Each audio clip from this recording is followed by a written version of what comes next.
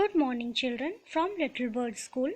Today I am taking Social Science subject of Standard 6. So, children, today we will start a new chapter, chapter number 2, Journey from Primitive Man to Settled Life. Jaibir and his family were going from Gandhinagar to Jamnagar in train.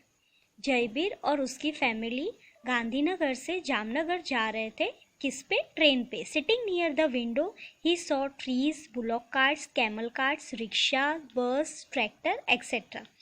और Jaibir window के एकदम पास ही बैठा था और वो देखते देखते जा रहा था कि उसने काफ़ी सारी चीज़ें देखी, जैसे कि झाड़, पेड़, पौधे, देन बुलॉक कार्ट्स, ठीक है, कैमल कार्ट्स यानी ऊँट की गाड़ी, बैलगाड़ी, rickshaw, bus, tractor etcetera. He asked his uncle, उसने उसके अंकल को पूछा, when did this transportation start? Uncle, ये जो ट्रांसपोर्टेशन है ये कब स्टार्ट हुई? His uncle put his hand on his back and said, उसके अंकल ने उसके कंधे पर हाथ रखा और कहा, train started in our country approximately 150 years back. Train कब स्टार्ट हुई थी? 150 साल पहले.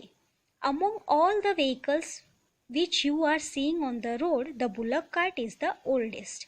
और इन सारे व्हीकल्स में से जो आप बुलॉक कार्ट यानी बैलगाड़ी देख रहे हैं वो सबसे पुराना मीन्स ऑफ ट्रांसपोर्टेशन है, सबसे पुराना व्हीकल है.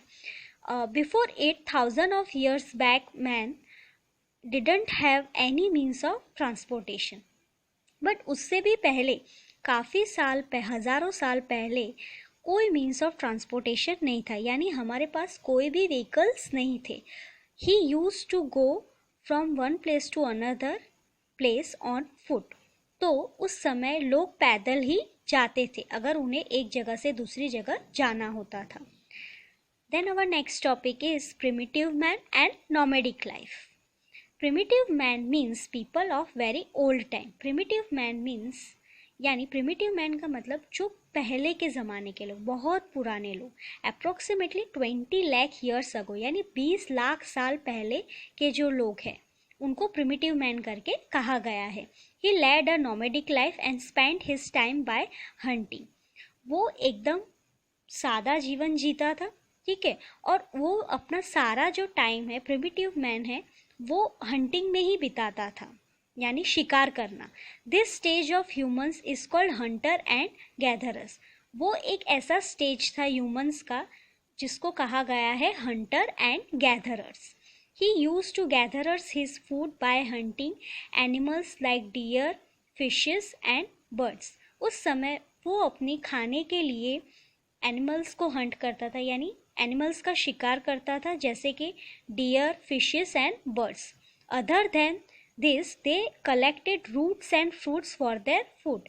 और उसके अलावा भी वो काफ़ी सारी चीज़ें अपने खाने के लिए इकट्ठा करते थे, जैसे कि जड़ी बूटी, फल और दूसरी सारी चीज़ें, खाने की चीज़ें.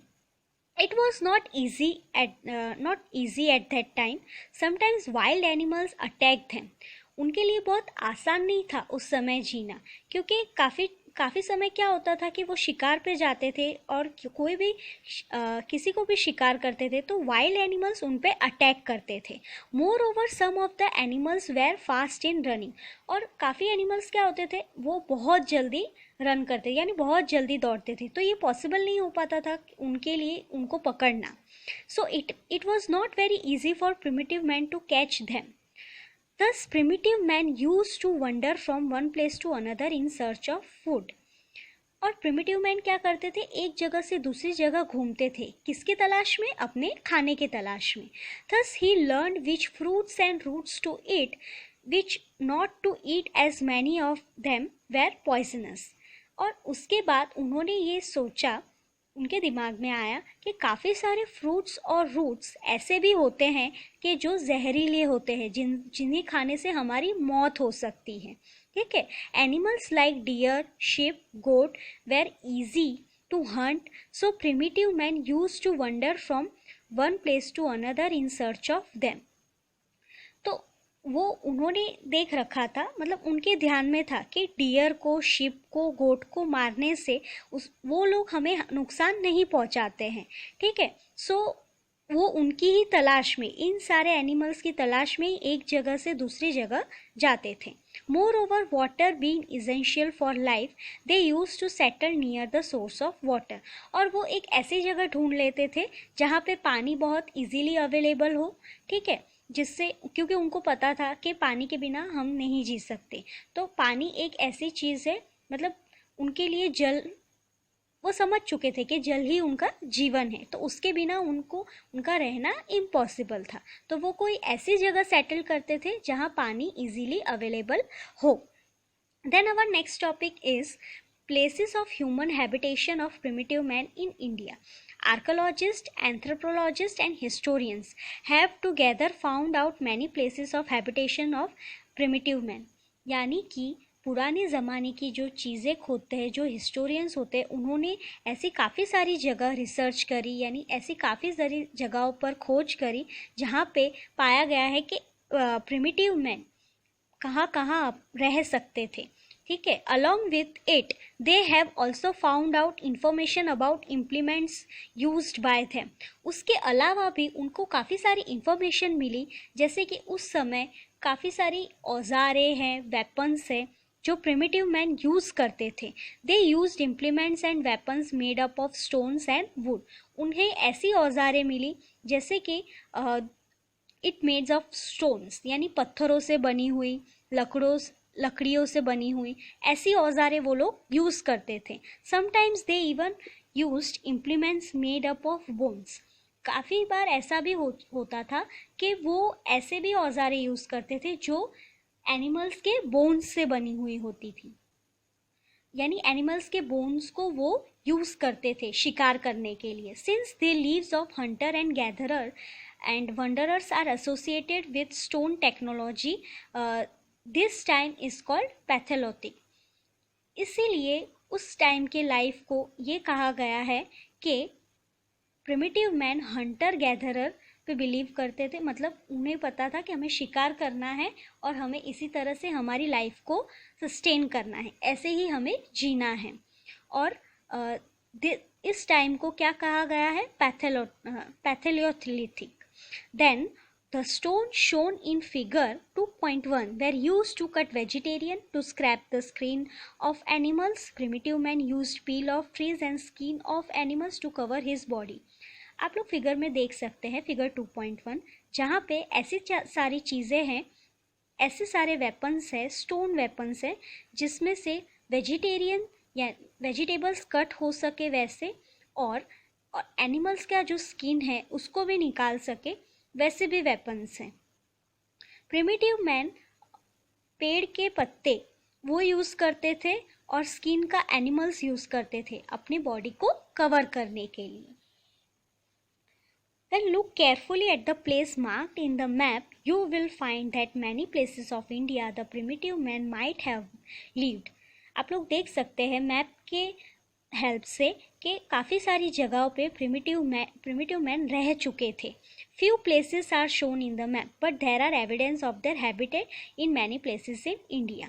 हमें कहीं दिखाई नहीं दिए, ठीक है, बट उन्होंने ऐसी काफ़ी सारी चीज़ें, काफ़ी सारे थिंग्स छोड़ के गए हैं जिससे हम ये अंदाज़ा लगा सकते थे कि हाँ, ये यहाँ रह चुके थे।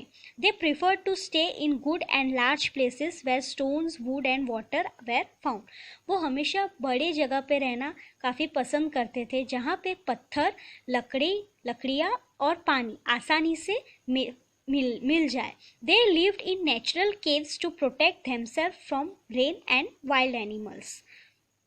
और they lived in natural caves, यानी कि वो गुफाओं में रहते थे जहाँ पे वो बारिश से बच सके और वाइल्ड एनिमल्स उन्हें कोई नुकसान ना पहुँचा सके। Several such places have been found in Vindhyan mountains in central India. Such type of places have also been found in the region around Narmada river. काफ़ी सारी चीज़ें विंध्या माउंटेन से भी पाई गई है जो हमारे सेंट्रल इंडिया में है, और उसके अलावा नर्मदा रिवर से भी पाई गई है। Bhimbetka is in, now it was called in as a Madhya Pradesh, has been found which was an excellent place of human habitation. Madhya Pradesh एक ऐसी जगह है जहाँ पे पाया गया है human habitation. In its caves near about 500 images of birds, deers, wooden spears, trees, humans. और वहाँ की जो गुफाएं हैं वहाँ बहुत सारी इमेजेस पाई गई है, यानी बहुत सारी तस्वीरें पाई गई है। किसकी? बर्ड्स की, डियर की, वुडन स्पीयर की, trees, humans, etc. drawn by the primitive man have been found, which are drawn with the help of natural colors. और ये सारी चीज़ें किसने बनाई थी? मतलब ये जो सारी इमेजेस है किसने ड्रॉ करी थी? प्रिमिटिव मैन ने। और किसके हेल्प से? नेचुरल कलर के हेल्प से। Okay children, up to this we will continue this chapter in our next lecture. Thank you.